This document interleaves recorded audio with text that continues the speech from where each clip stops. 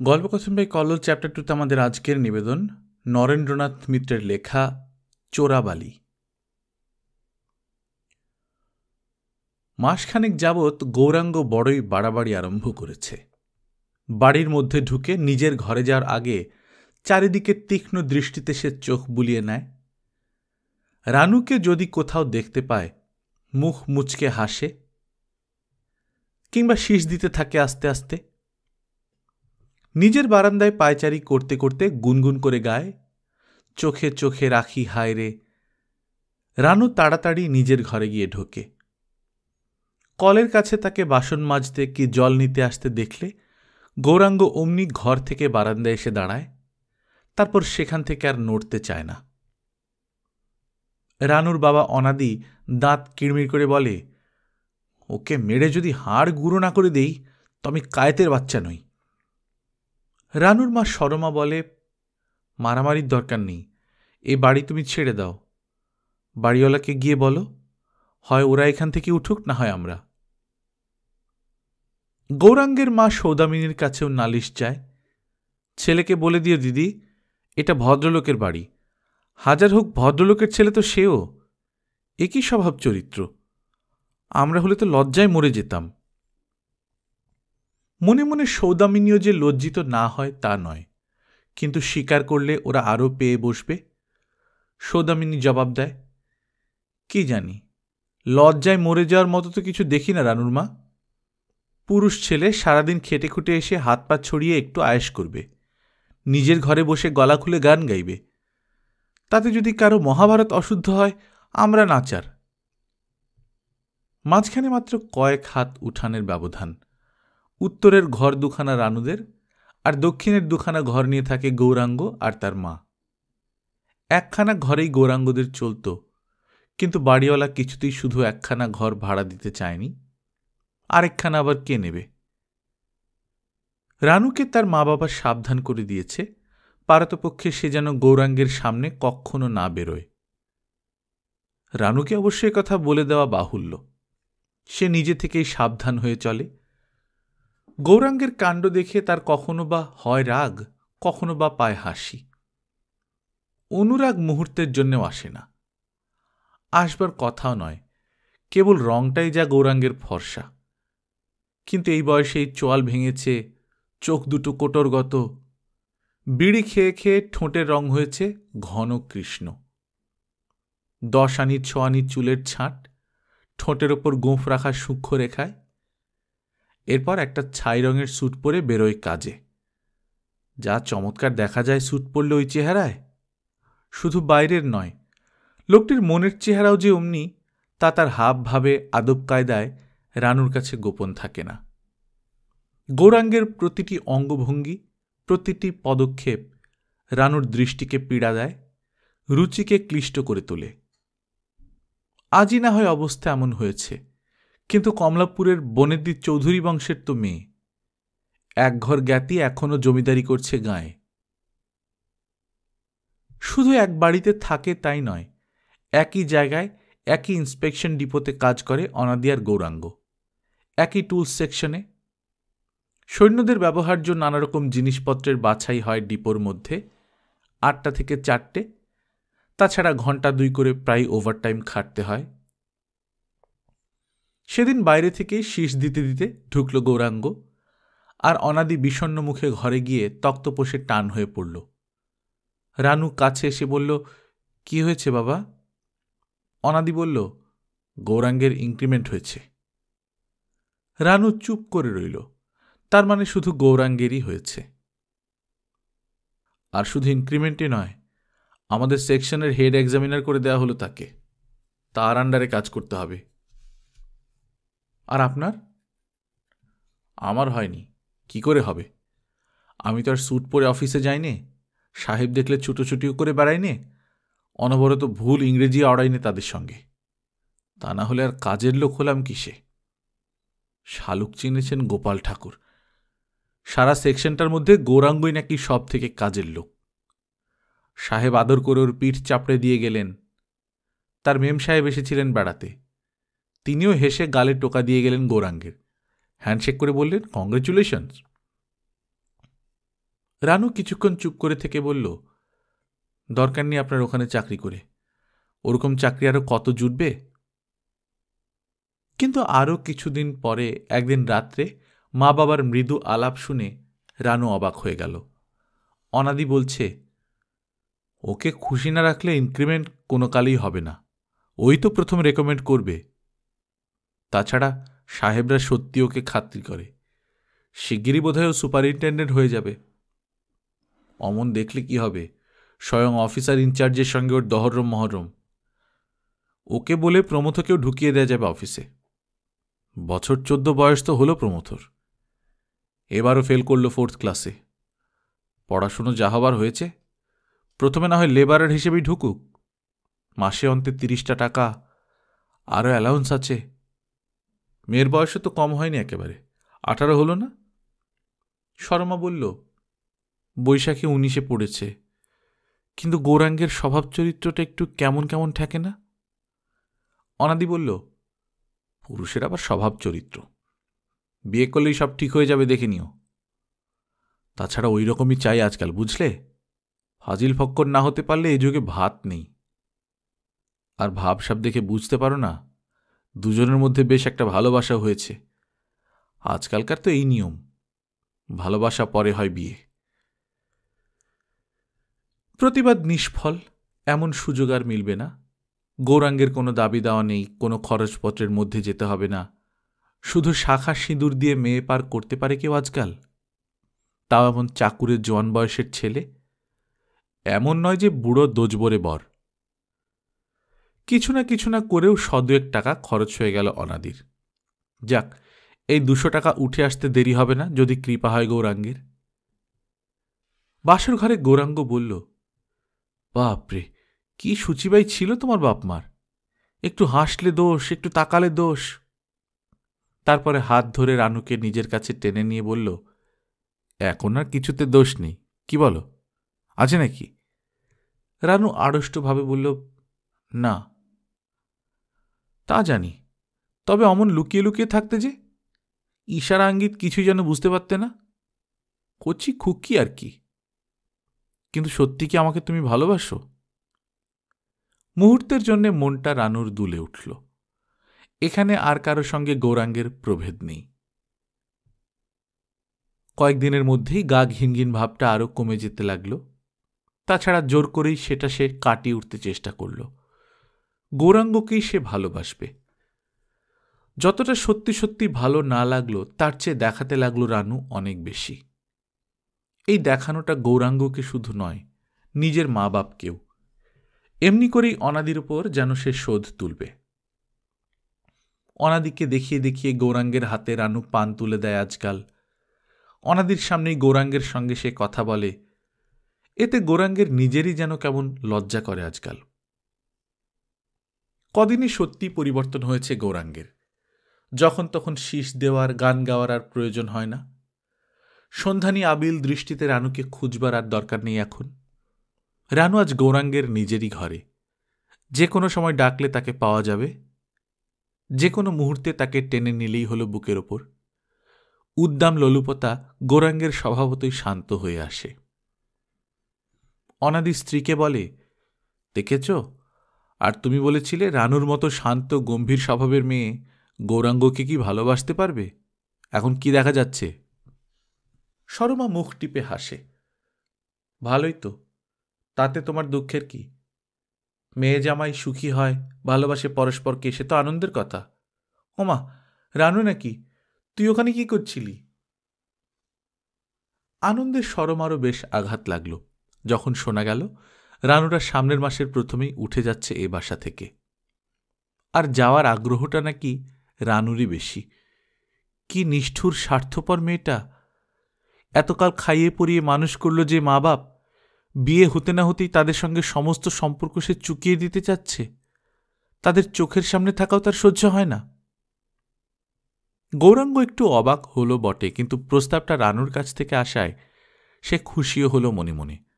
তবু মুখে বলল, কিন্তু একটু কেমন কেমন দেখাবে না? এই সেদিন বিয়ে হলো, আর আজই যদি আমরা উঠে যাই এখান থেকে। রানু হেসে বলল, বাহ, সেই তো নিয়ম। বিয়ের পরে মানুষ শ্বশুরবাড়ি যায় গাড়িতে, জাহাজে, দেশ দেশান্তর পার হয়ে। আর কি কপাল দেখো আমার, শ্বশুরবাড়ি আর বাপের বাড়ি একই বাড়ির মধ্যে। গৌরাঙ্গ বলে, সেই তো ভালো, বিদায় বিরহ নেই, কান্নাকাটি নেই, কারোর সঙ্গে ছাড়াছাড়ি হলো না, সবাই কি পাচ্ছ একসঙ্গে? কই এর পাচ্ছি, ভালো করে খুশি মতো কথা বলবার জন্যই তোমার সঙ্গে পাচ্ছে ওদের চোখে পড়ে। আবার ও ঘরে গিয়ে দুদণ্ড যে কথা বলবো, কি কাজকর্ম করে দেব মার, তার ভরসাও পাইনি, পাচ্ছে তোমাদের চোখে লাগে। গৌরাঙ্গের মুখে একটু ছায়া পড়তেই রানু মধুর ভঙ্গিতে বলল, তাছাড়া সত্যি আমার ভারী লজ্জা করে, সবাই ভাবে কি বেহায়া মেয়েটা। গৌরাঙ্গ বলে, তুমি যত বেশি বেহায়া হবে তত আমার ভালো লাগবে। মাঝে মাঝে এমন গম্ভীর হয়ে ওঠো যে আমার এক এক সময় ভয় হয় তুমি হয়তো সুখী হওনি। রানু হাসে, তাই নাকি? বিয়ের পর তোমার ভয়ও হয় নাকি আজকাল? আগে তো কোনো ভয়ের লক্ষণ দেখতাম না। পারো তো জোর করে ও ঘর থেকে আমাকে ছিনিয়ে নিয়ে আসো, এমন ছিল ভাব। কিন্তু এরই মধ্যে তুমি রীতিমতো ভীত আর শান্ত মানুষটি হয়ে উঠেছ। আর আমি ঠিক উল্টো, তোমার স্বভাব আমি পাচ্ছি আর আমার স্বভাব তুমি। শুধু মালা বদল নয়, সঙ্গে সঙ্গে স্বভাব বদলও হয় নাকি বিয়ের পর? গৌরাঙ্গ বলল, আমার কিন্তু বিশেষ অসুবিধা হচ্ছে না, ভালোই লাগছে শ্বশুর শাশুড়িকে, কিন্তু সবচেয়ে বিশ্রী লাগে যখন ওরা তোমাকে টগরি বলে ডাকেন। রানু হাসল, আর তোমার মা যখন তোমাকে গৌরব বলেন তখন বুঝি শুনতে খুব ভাল লাগে আমার। সিমলা স্ট্রিটের নতুন লাল দোতলা বাড়িটায় পাশাপাশি দুখানা ঘর নিল গৌরাঙ্গ। ভাড়া 25 টাকা। আগের বাড়িতে ছিল 12। সৌদামিনী শুনে শিউরে উঠল, বুঝে শুনে খরচ করিস গৌর, টাকা হাতে এসেছে বলি কি এমন করে নষ্ট করতে হয়? তাছাড়া বেথা করেছিস, ছেলেপুলে হবে, ক্রমেই খরচ বাড়বে, এখন কি আর অমন বেহিসাবি হবার বয়স আছে? গৌরাঙ্গ হাসে, আচ্ছা আচ্ছা, সে তোমায় ভাবতে হবে না, হিসাব আমার ঠিক আছে। কিন্তু গৌরাঙ্গকে যেন নেশায় পেয়ে বসেছে। মাইনের চেয়ে উপরির দিকে নজর তার বেশি, আর সেই টাকায় পছন্দ মতো করে ঘর সাজায়, সাজায় রানুকে। মাসে খান 2 করে নতুন শাড়ি আসে রানুর। এমবি সরকারে গহনার অর্ডার যায়। খাট, ড্রেসিং টেবিল, চেয়ার, আলনায় প্রায় 2টো ঘরই গৌরাঙ্গ ভরে ফেলেছে। সমস্ত পুরনো বাজারটাকে সে যেন তুলে এনেছে ঘরে। দেয়ালে দেয়ালে দেশ বিদেশের অভিনেত্রীদের বিভিন্ন ভঙ্গির প্রতিকৃতি। সবগুলো রানুর চোখে ভালো লাগে না, বলে, ওগুলি আবার কেন আনলে? মাগো, কি বিশ্রী, কি অসভ্য সব ঢং, লজ্জাও করে না। গৌরাঙ্গ বলে, কেন, হিংসা হয় নাকি তোমার? সতীন বলে মনে হয় নাকি? গৌরাঙ্গের বুকে মাথা রেখে রানু বলে, ইস, আমার সতীন হতে পারে এমন যোগ্যতা আছে নাকি একটারও? রবিবার হয় থিয়েটার, না হয় সিনেমা। কোনো কোনো দিন অবশ্য ট্রামের অল ডে কেটে সমস্ত কলকাতাটা গৌরাঙ্গ রানু চষে বেড়ায়। গৌরাঙ্গের চেষ্টায় রানুর ভাই প্রমথর চাকরি হয়ে গেছে তাদের ডিপোতে। খবরটা দিয়ে গৌরাঙ্গ বলে, কি খাওয়াবে বলো? গৌরাঙ্গ অর্থপূর্ণভাবে হাসে। রানুও হাসে, এত লোকের চাকরি দিচ্ছ, আমাকেও দাও না একটা জুটিয়ে। গৌরাঙ্গ বলে, রানীরও বুঝি মাঝে মাঝে চাকরানি হওয়ার স্বাদ যায়? এত বড় চাকর, দিনরাত যার ফুটফরমাস খাটে, পৃথিবীর সম্রাজ্ঞী ছাড়া আর কোন পদ তাকে দিতে পারি বলো? সম্রাজ্ঞী ছাড়া কি, শাশুড়ি কেবল নাম মাত্র। ঘরের সমস্ত কর্তৃত্ব গৌরাঙ্গ তার হাতে তুলে দিয়েছে। কারোর সংসারে এখন আর বোঝা হয়ে নেই রানু। এখানে তাকে না হলেই বরং গৌরাঙ্গের এক মুহূর্ত চলে না। তার সামান্য একটু মাথা ধরলে গৌরাঙ্গের মনে উৎসাহ থাকে না। কোন দিন একখানা ময়লা শাড়ি তাকে পরতে দেখলে সমস্ত পৃথিবীর রং গৌরাঙ্গের কাছে বিবর্ণ হয়ে যায়।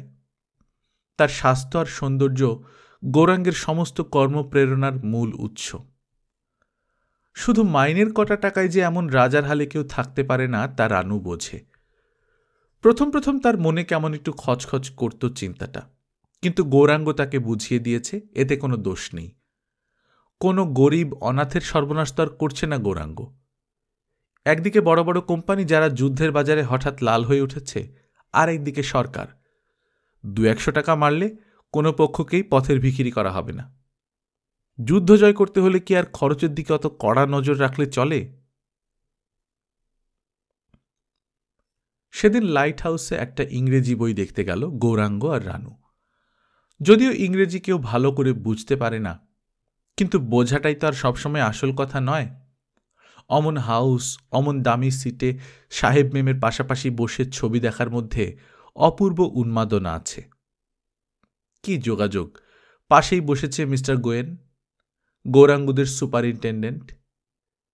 রানুর দিকে একটু তাকিয়ে নিয়ে এক চোখ বুজে গোয়েন বলল, হ্যালো সেহান, বেশ এমন খাসা জিনিস জোটালে কোত্থেকে? গৌরাঙ্গ মিশ্র ইংরেজি বাংলায় জবাব দেয়, চুপ চুপ, my wife, my wife. Gwyn বলে, বটে, বেশ বেশ, আলাপ করিয়ে দিও না। গৌরাঙ্গ জবাব দেয়, ভেরি সরি, একেবারেই ডাম্প ক্রিচার, কথা বলতে পারে না।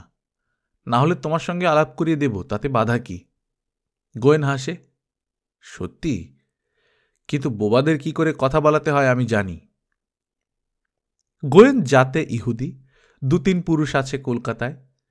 বাঙালিদের সঙ্গে কাজ করে 2-4 পদ বাংলাও বেশ বলতে পারে। দারুণ চৌকস লোক, ডাইনে বাঁয়ে ঠিক রাখে, রেস, ওয়াইন, ওমেন, আর জমার ঘরে জাল, জুয়াচুরি, ঘুষ। প্রয়োজন হলে ঘুষি চালাবার জোরও আছে কবজিতে। গৌরাঙ্গের এক ধাপ ওপরে তার পদ, কিন্তু তার সঙ্গে সহকর্মীর মতোই ব্যবহার করে। বখরার আধা আধি না হলেও 4/6 অংশ গৌরাঙ্গকে সে দেয়। কিন্তু অন্যান্য ব্যাপারে গোয়েনের অতখানি কার্পণ্য নেই। আমোদ প্রমোদের খরচ গোয়েন সম্পূর্ণ নিজেই যোগায়। নিজের মুখের পানপাত্র গৌরাঙ্গের সামনে তুলে ধরে, আর শুধু পানপাত্রের মধ্যেই তার উদারতা সীমাবদ্ধ থাকে না। গোয়েন বলে, এসব জিনিস একা একা উপভোগ করবার নয়, সঙ্গী না থাকলে এদের পুরোপুরি রং খোলে না। গোয়েন আরও কয়েকবার ফাঁকে ফাঁকে রানুর দিকে তাকায়। রানু চোখ ফিরিয়ে নেয়। ওরকম করে তাকায় কেন হতভাগা? ওর চোখের দৃষ্টি ঠিক আগেকার গৌরাঙ্গের মতো। রানুর বুকের ভেতরটা কেমন যেন কেঁপে ওঠে। গৌরাঙ্গের সঙ্গে সাহেব ইংরেজিতে আলাপ করে। কথা বলবার সময় মাঝে মাঝে কি একটা উগ্র গন্ধ আসে। কি বিশ্রী গন্ধ! নিশ্চয়ই মদ খেয়ে এসেছে। আমাকে বোবা বললে কেন? ডাম মানে যে বোবা তা আমি জানি, রানু স্বামীকে বাড়ি এসে বলে। গৌরাঙ্গ গম্ভীর কণ্ঠে জবাব দেয়, কিন্তু গোয়েন মানে যে শয়তান তা জানো না। গৌরাঙ্গ অবশ্য ভালো করেই জানে, কিন্তু জানলেই কি আর সবসময় মানতে পারা যায় বা মানবার কথা মনে থাকে? তাছাড়া মানেও কি আর কথার বদলায় না যখন শয়তান আধা আধি বখরা দিতে চায় ভালো মানুষকে? Ground sheet suppliers Mitter and Majumdar কোম্পানির সঙ্গে পাকাপাকি বোঝাপড়া করে গোয়েন তাকে তাদের আড্ডায় টেনে নিয়ে যায়। গৌরাঙ্গ বলে, না না ভাই, ওদিকে আর নয়, আমার ওয়াইফ অপেক্ষা করছে। গোয়েন হাসে, আরে সে তো করবেই, কিন্তু স্যাক্রিফাইসটা আমার মনে রেখো, তুমি বড় অকৃতজ্ঞ। পাগল, তোমার কাছে আমি চিরকাল কৃতজ্ঞ হয়ে থাকব। সত্যি? কিন্তু শুধু মানুষের কৃতজ্ঞতার উপর ভরসা করবার মতো লোক গোয়েন নয়। নির্দিষ্ট দিনে ডিপোতে সে উপস্থিত থাকে না, কিন্তু গৌরাঙ্গের জন্য তার ফাঁদ তৈরি থাকে। তারপর গৌরাঙ্গকে একদিন খুব অস্থিরভাবে বাড়ি ফিরতে দেখা যায়। রানু বলে, হয়েছে কি, অমন করছো কেন? গৌরাঙ্গ বলে, না, অমন করব কেন? তোমার আর কি, পায়ের উপর পা তুলে বসে খাবে, আর কিছুদিন কেবল ঘানি ঘুরিয়ে আসতে হবে আমাকে। রানু বিবর্ণ মুখে বলে, কি যাতা বলছো, ঘানি ঘুরোতে হবে কেন? শুধু আজই নয়, কদিন যাবতই গৌরাঙ্গ এমন অন্যমনস্ক। প্রায় চমকে ওঠে আর ঘুমের ঘোরে বলে, ঘানি ঘানি। অনেকক্ষণ বসে বসে গৌরাঙ্গ ভাবে, ঘানি তাকে ঘোরাতে হয় না যদি গোয়েনের কথায় সে রাজি হয়ে যায়। মাত্র একদিনের জন্যেও যদি সেও দেয় আধা আধি বকরা, সত্যি ঘানি কেন তাকে ঘোরাতে হবে? কি এসে যাবে? কেই বা জানবে? আর এই বিপদ থেকে যদি আপাতত রক্ষা পাওয়া যায়, গোয়েনকে সেও পরে দেখে নিতে পারবে। তাই তো মিছিমিছি ঘানি ঘোরাতে যাবে সে কোন দুঃখে? রানু আবার জিজ্ঞেস করে, কি হয়েছে বলো না? গৌরাঙ্গ হাসে, কিছু না, আমি তোমাকে এমনি ঠাট্টা করছিলাম। তাই বলো? আমার তো বাপু বুকের মধ্যে ঢিপ ঢিপ করছিল। পাগল, ভালো কথা। সেদিনে সেই গোয়েন সাহেবকে মনে আছে? সেই যে সুন্দরপানা সাহেব, একসঙ্গে বসে আমরা সিনেমা দেখলাম সেদিন। হ্যাঁ, কি হয়েছে? গৌরাঙ্গ একটু ইতস্তত করে বলল, সে কাল সন্ধ্যায় আসবে আমাদের এখানে চা খেতে।